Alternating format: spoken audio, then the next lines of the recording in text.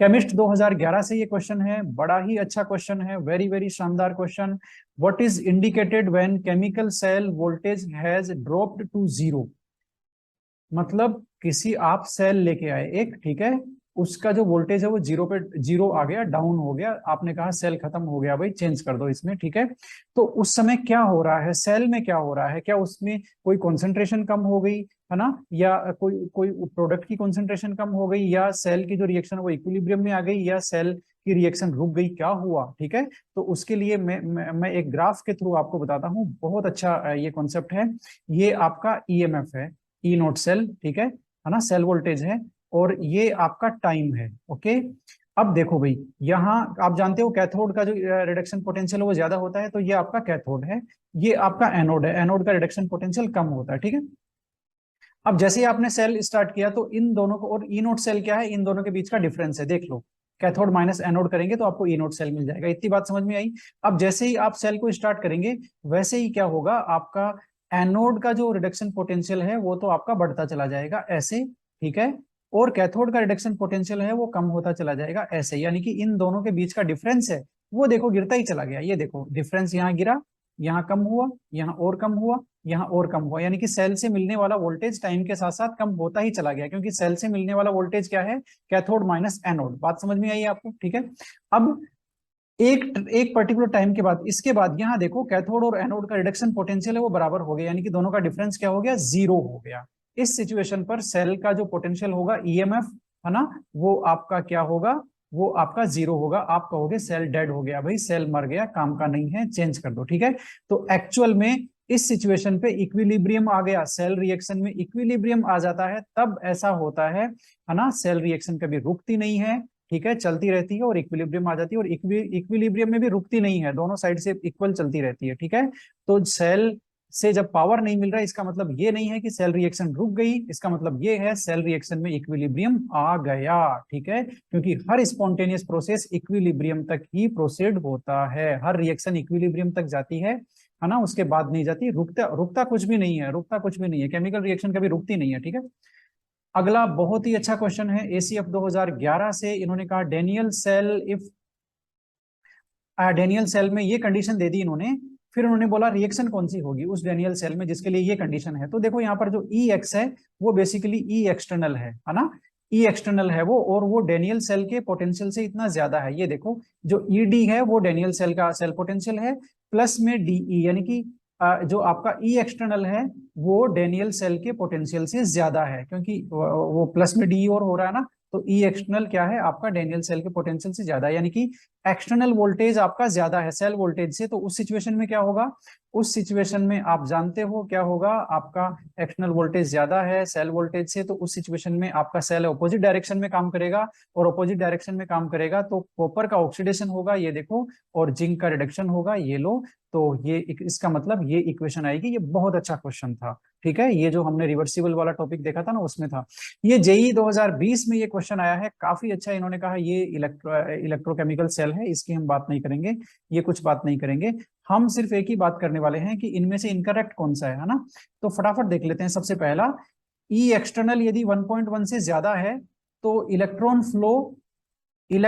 Flow copper two zinc, हाँ ये बात तो सही है। एक्सटर्नल वोल्टेज यदि सेल वोल्टेज से ज्यादा हो जाएगा तो इलेक्ट्रॉन फ्लो की डायरेक्शन ऑपोजिट हो जाएगी, और वो पहले Zn टू कॉपर थी, अब कॉपर टू Zn हो गई, ये बात सही है भाई, ठीक है। थर्ड पॉइंट देख लेते हैं, ई एक्सटर्नल यदि 1 पॉइंट से कम है ना, तो Zn डिसोल्व होगा और कॉपर डिपॉजिट होगा, ये बात भी सही है। जब एक्सटर्नल वोल्टेज कम है तो एक्सटर्नल वोल्टेज 1.1 के इक्वल है, तो वहां पर न तो करंट फ्लो होगा न इलेक्ट्रॉन फ्लो होगा, ये बात भी सही है। सेकंड गलत है, सेकंड में इसने क्या कहा, एक्सटर्नल वोल्टेज ज्यादा है किससे, आपके सेल वोल्टेज से, तो जिंक डिजोल्व हो रहा है, नहीं भाई जिंक डिजोल्व नहीं होगा, उस कंडीशन में सेल ऑपोजिट काम करेगा, और ऑपोजिट काम करेगा तो कॉपर डिजोल्व होगा और जिंक डिपॉजिट होगा। बात आपको समझ में आई। तो ये बी वाला क्वेश्चन सही था, बहुत अच्छा क्वेश्चन था। ये रिवर्सिबल वाले टॉपिक से है, देखो कैसे कैसे क्वेश्चन आते हैं। ये एक एनसीईआरटी एग्जाम्पलर है, मैं बता दूं मैंने एक ही लिया है, बाकी नहीं लिए मैंने। क्यों नहीं लिए, क्योंकि मैं ये मान के चल रहा हूँ कि आप एनसीईआरटी के इन टेक्स्ट क्वेश्चन और एक्सरसाइजेज और एग्जाम्पलर हैं वो सोल्व कर रहे हैं। An electrochemical cell can behave like electrolytic cell. कब इलेक्ट्रोलाइटिक सेल की तरह कब बिहेव करता है इलेक्ट्रोकेमिकल सेल, बहुत सिंपल सी बात है, जब आपका ई एक्सटर्नल ई सेल से ज्यादा हो, ठीक है। ये वापस हमारे पास जेई का एक क्वेश्चन है, इन्होंने ये कहा है कि भाई जब एक्सटर्नल वोल्टेज इतने से ज्यादा हो और एक्सटर्नल वोल्टेज इतने से सॉरी, एक्सटर्नल वोल्टेज एक तो कम हो, है ना, और एक एक्सटर्नल वोल्टेज सेल वोल्टेज से ज्यादा हो, ठीक है, तो इलेक्ट्रॉन फ्लो की डायरेक्शन बतानी है। तो देखो पहली कंडीशन इन्होंने दी है एक्सटर्नल वोल्टेज कम है, तो एक्सटर्नल वोल्टेज जब कम होता है तो एनोड से कैथोड की तरफ फ्लो होगा, ठीक है, एनोड से कैथोड की तरफ नहीं, एनोड से कैथोड कौन सा है, इलेक्ट्रॉन फ्लो पूछा है ना, इलेक्ट्रॉन हमेशा एनोड से कैथोड की तरफ फ्लो होता है जब एक्सटर्नल वोल्टेज कम हो, यानी कि सेल फॉरवर्ड डायरेक्शन में काम करेगा।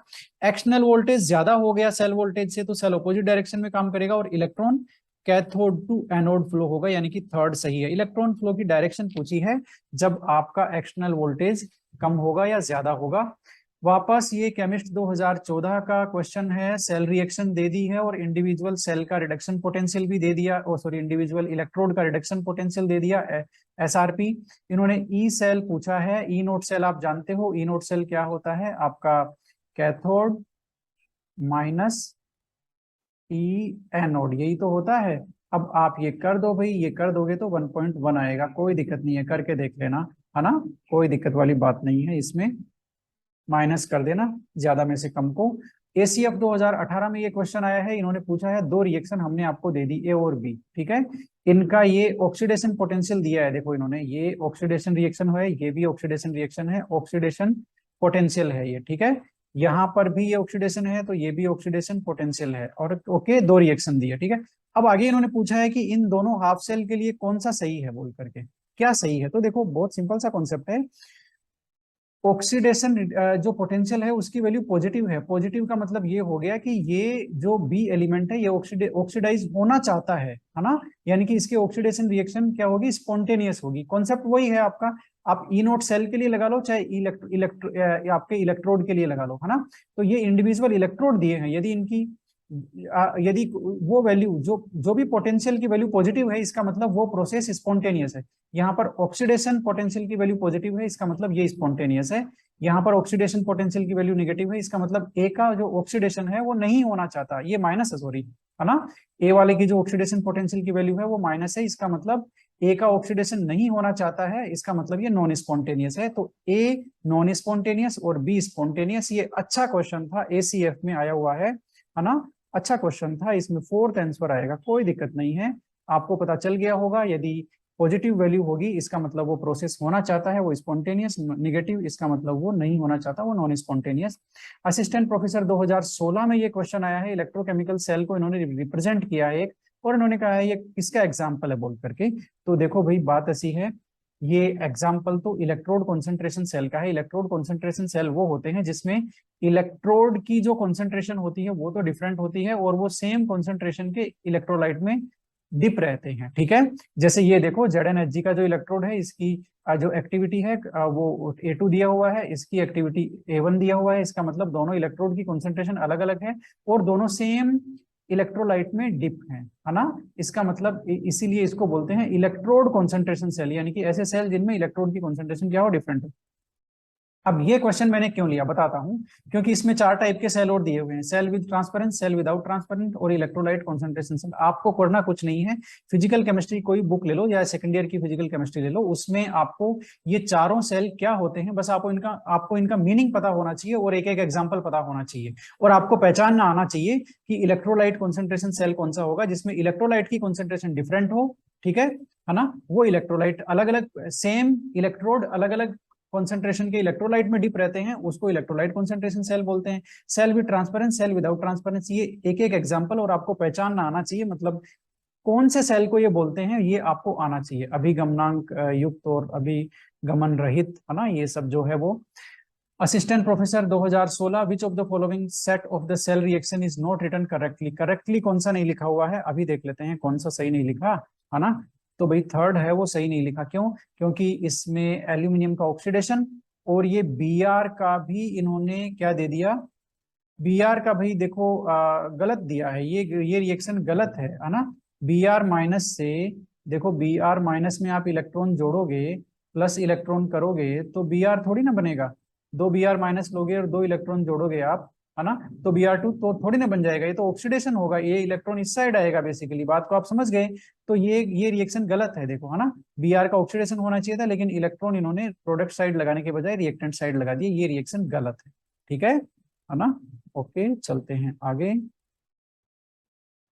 अब वापस स्टैंडर्ड रिडक्शन पोटेंशियल दे दिया, एक तो इस इलेक्ट्रोड का, Zn इलेक्ट्रोड का, निकिल इलेक्ट्रोड का और Fe इलेक्ट्रोड का, ये स्टैंडर्ड रिडक्शन पोटेंशियल है। ठीक है, अब इन्होंने पूछा है ये रिएक्शन हमें करानी है ना, तो ये स्पॉन्टेनियस होने के लिए एक्स और वाई का कॉम्बिनेशन क्या होगा। भाई तीन आपको दे दिए, एक दे दिया Zn, एक दे दिया Fe, एक दे दिया Ni। ठीक है, अब इन तीनों में इसने बोला कि एक्स और वाई के बीच में हमें एक सेल बनाना है, रिएक्शन स्पॉन्टेनियस होनी चाहिए, तो दो एक्स, इसमें से एक्स किसको लोगे, इसमें से वाई किसको लोगे, इन तीनों में से। तो देखो भाई बहुत सिंपल है, इन तीनों में सबसे ज्यादा रिएक्टिविटी किसकी है, जिंक की है। तो ये तो मान के चलना कि अच्छा आपको वैसे नहीं पता तो वैसे बता देता हूं, देख लो इनमें सबसे कम रिडक्शन, देखो जिसका रिडक्शन पोटेंशियल सबसे ज्यादा होता है उसका रिडक्शन होता है, इतनी बात क्लियर।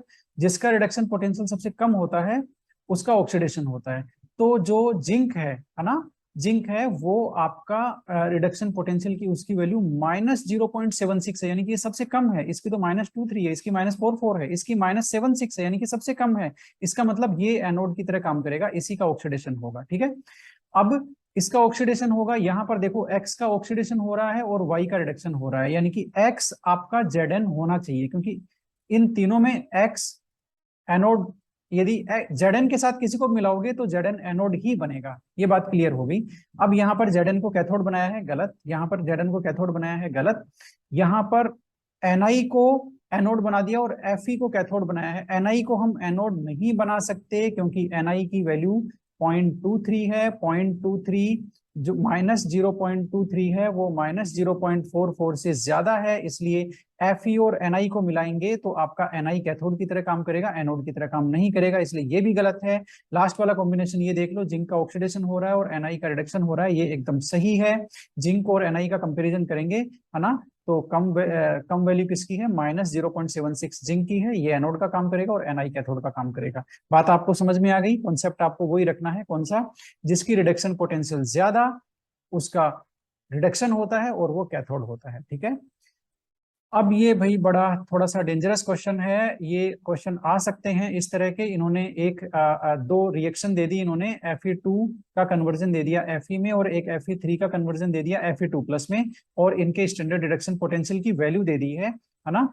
अब इन्होंने पूछा है कि Fe3 को सीधा Fe में कन्वर्ट करें तो इस रिएक्शन का स्टैंडर्ड रिडक्शन पोटेंशियल क्या होगा, ये पूछा है। दो रिएक्शन का दे दिया, तीसरे का पूछा है। ठीक है, तो इस तरह के क्वेश्चंस को सोल्व करना थोड़ा सा लेंदी है, लेकिन ये इंपॉर्टेंट है, ऐसे क्वेश्चंस आपको आने चाहिए। एक बार पैटर्न समझ में आ गया तो कोई दिक्कत नहीं है।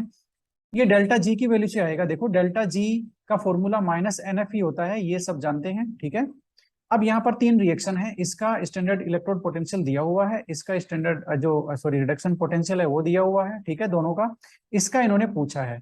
अब ये जो थर्ड रिएक्शन है वो ये कैसे आती है, बस यही हमें देखना है, यानी कि इक्वेशन 1 इक्वेशन सेकंड को कैसे अरेंज करें कि इक्वेशन थर्ड आ जाए। तो देखो इक्वेशन 1 और सेकंड को आप ऐड कर दो, इक्वेशन थर्ड अपने आप आ जाएगी। कैसे, इसमें देखो Fe2+ प्रोडक्ट साइड है, इसमें रिएक्टेंट साइड है, कट जाएगा। ठीक है, बाकी आप ऐसे कैसे लिख दो, इक्वेशन थर्ड आ जाएगी। इसका मतलब फर्स्ट और सेकंड को जोड़ दोगे तो क्या आ जाएगी, थर्ड आ जाएगी। ठीक है, अब इसको करेंगे कैसे, देखो भाई इस फॉर्मूले को पकड़ लो, डेल्टा जी = NFE। ठीक है, अब इसमें पहली वाली जो रिएक्शन है ना उसका डेल्टा जी निकालेंगे, वो ये रहा। अब आप कहोगे सर ये 2 कहाँ से आया, तो भाई 2 नंबर ऑफ इलेक्ट्रॉन है, ये रहा। ठीक है, तो और एफ को हमने एफ ही रखा, उसकी वैल्यू रखी नहीं कुछ भी, और ये -0.47 वोल्ट है, वो इसका इलेक्ट्रोड पोटेंशियल है। तो ये डेल्टा जी हो गया किसके लिए, इक्वेशन 1 के लिए। ठीक है, उसको हम सोल्व कर देंगे, 2 से मल्टीप्लाई कर देंगे 47 को, तो ये इतना आ गया, और एफ ऐसे कैसे हमने रख दिया। ठीक है, इसी तरह से इक्वेशन सेकंड के लिए डेल्टा जी निकालेंगे, यहाँ एन की वैल्यू 1 है, इसलिए 0.77 को किससे मल्टीप्लाई नहीं करेंगे, माइनस की वैल्यू, माइनस तो साइन है, ये रहा, ये माइनस कंटिन्यू चलेगा, और -0.77 इसकी वैल्यू हो गई।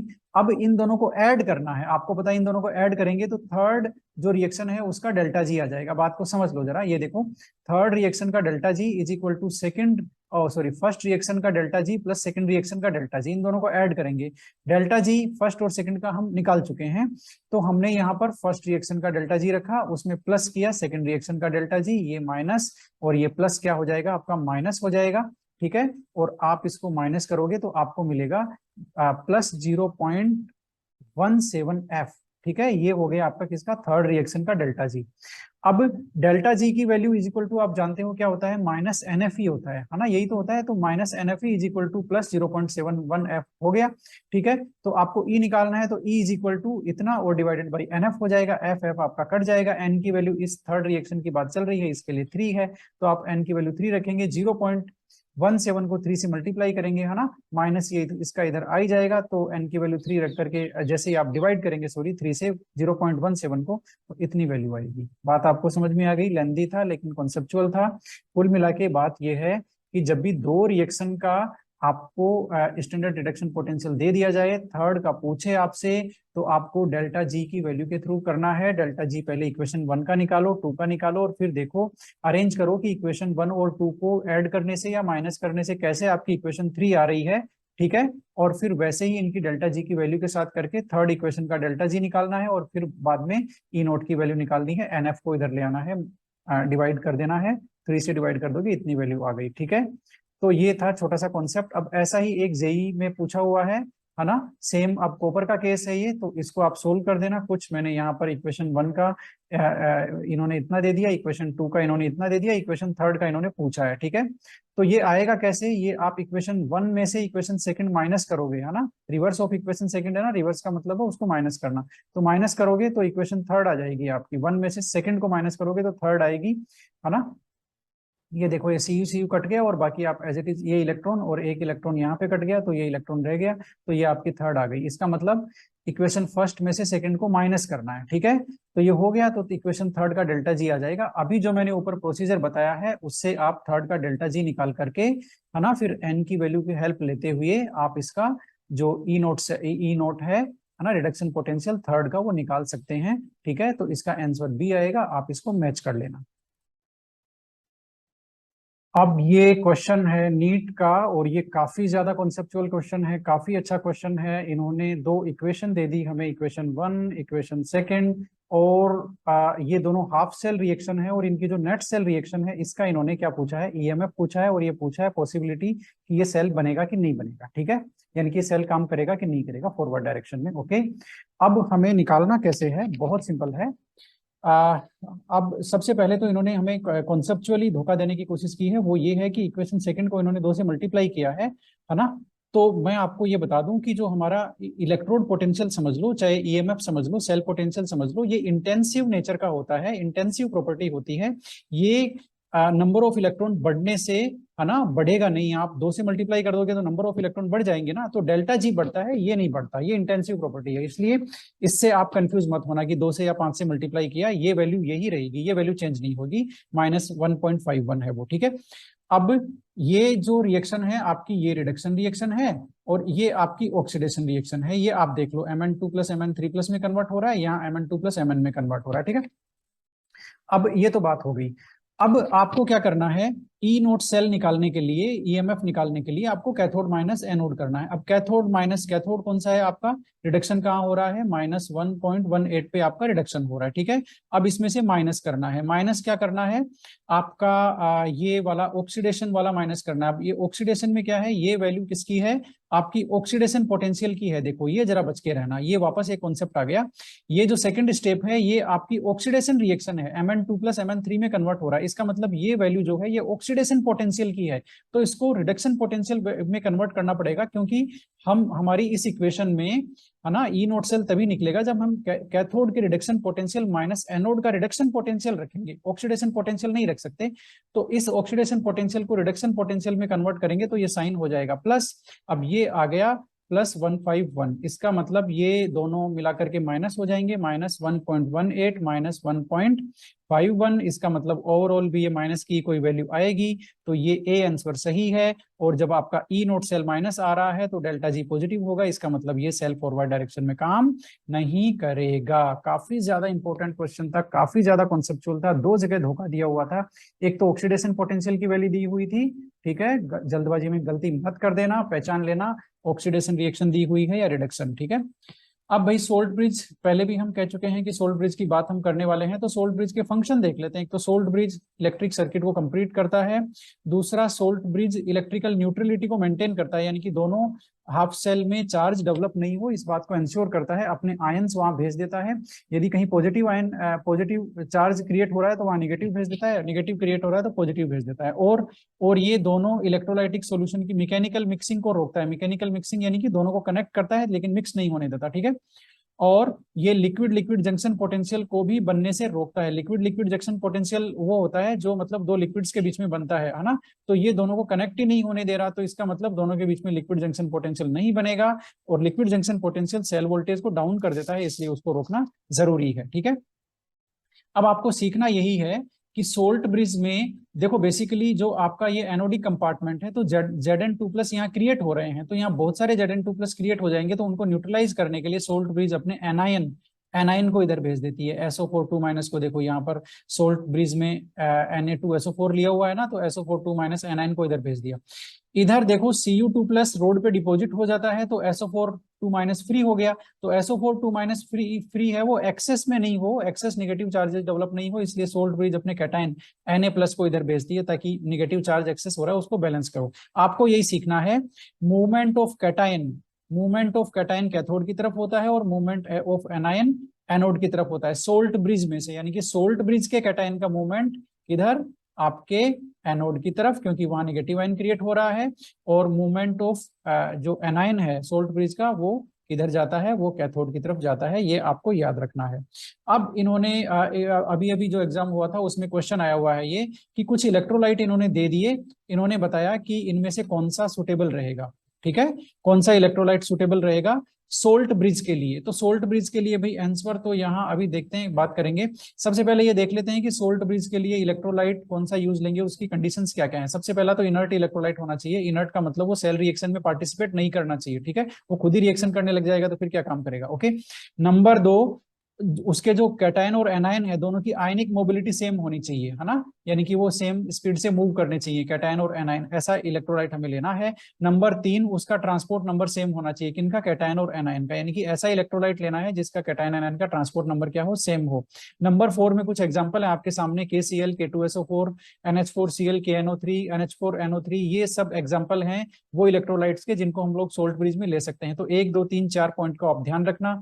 इस क्वेश्चन में आपको ये यदि एग्जाम्पल याद रहेंगे तो आप बता दोगे कि KCl हम ले सकते हैं, है ना, BaSO4, ये कैल्शियम कार्बोनेट, ये सब हम सोल्ट ब्रिज के रूप में, सोल्ट ब्रिज में इलेक्ट्रोलाइट नहीं ले सकते हैं। टेक्निकल एजुकेशन 2011 का क्वेश्चन है, काफी इजी सा है। इन्होंने दो हाफ सेल रिएक्शन बता दी, दोनों में इन्होंने हाफ सेल रिडक्शन पोटेंशियल की वैल्यू दे दी, ठीक है, और बताया कि भाई आप इसका वो निकालो, क्या निकालो, सेल पोटेंशियल निकाल दो, EMF। अब EMF निकालेंगे भाई, कैथोड माइनस एनोड करेंगे, कैथोड कौन सा होगा जिसकी रिडक्शन पोटेंशियल की वैल्यू ज्यादा है, ये वैल्यू ज्यादा है, ये तो माइनस की है ना, ये प्लस की है, तो यही ज्यादा है। ये आपका कैथोड हो गया, इसको कैथोड की जगह रखो, इसमें से माइनस आएगा, और ये आपको एनोड की जगह रखो माइनस, ठीक है, और ये अब ये दोनों माइनस मिलकर के प्लस हो जाएगा, आप दोनों को ऐड कर दो 2.27 आ जाएगा, ये आपका आंसर सही है। समझ में आ गया होगा आपको, हम, है ना। अब देखो भाई, पता नहीं इस क्वेश्चन में क्या रखा है, फर्स्ट ग्रेड 2015 में भी आ गया, टेक्निकल असिस्टेंट आपका 2016 में, और ACF 2018 में ये आ गया, है ना। सीधा सीधा सा है क्वेश्चन है, दो हाफ सेल रिएक्शन दे दी, ठीक है, और इन्होंने पूछा कि यदि इन दोनों हाफ सेल से हम एक सेल बनाएं तो उसका EMF क्या होगा, E नोट सेल क्या होगा, ठीक है। तो उसका E नोट सेल निकालेंगे तो वही हमारे पास तो रिएक्शन वही है ना, राइट माइनस लेफ्ट, यानी कि कैथोड माइनस आपका एनोड। अब कैथोड कौन सा है भाई, ज्यादा ज्यादा वैल्यू कौन सी है, ये वैल्यू ज्यादा है, ये आपका कैथोड हो गया, और ये वैल्यू कम है, ये आपका एनोड हो गया। चेक कर लेते हैं दोनों रिडक्शन रिएक्शन है क्या, हाँ ये भी रिडक्शन है और ये भी रिडक्शन है, इसका मतलब ये रिडक्शन पोटेंशियल की वैल्यू है, ऑक्सीडेशन पोटेंशियल की नहीं है, ठीक है। तो आपको एज इट इज वैल्यू रखनी है, साइन चेंज नहीं करना है।